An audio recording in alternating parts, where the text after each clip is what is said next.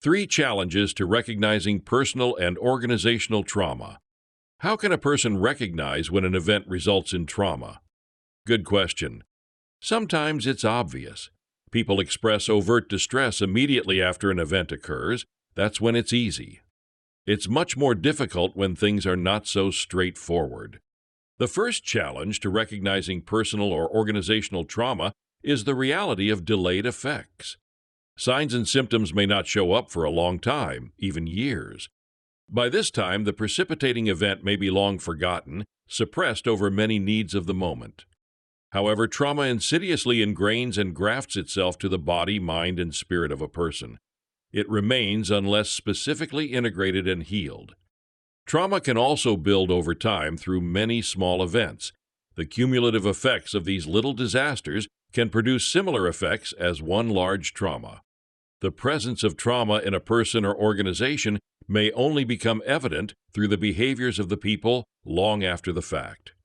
The second challenge to recognizing trauma is very difficult to quantify, both in terms of precipitating events and consequent effects. Trauma in one person or organization may look very different from another. It takes a lot of skill and open-mindedness to recognize behaviors as having a trauma root.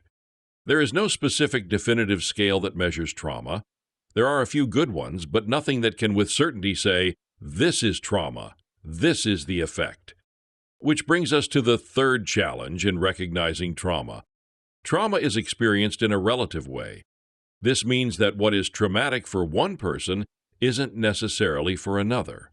This also means the effect on the person or organization, the severity of the trauma, is experienced in a relative manner. For example, let's say a person's pet dies.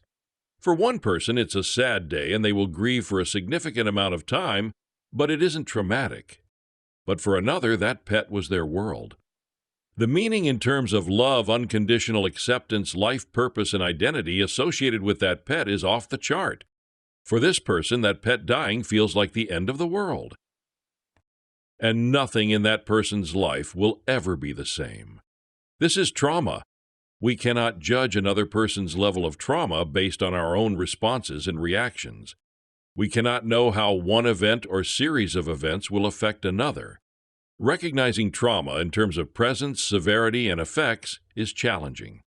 Organizational leaders need to gain awareness of trauma for the sake of their employees and the organization itself. For some, the very life of the organization may depend on it.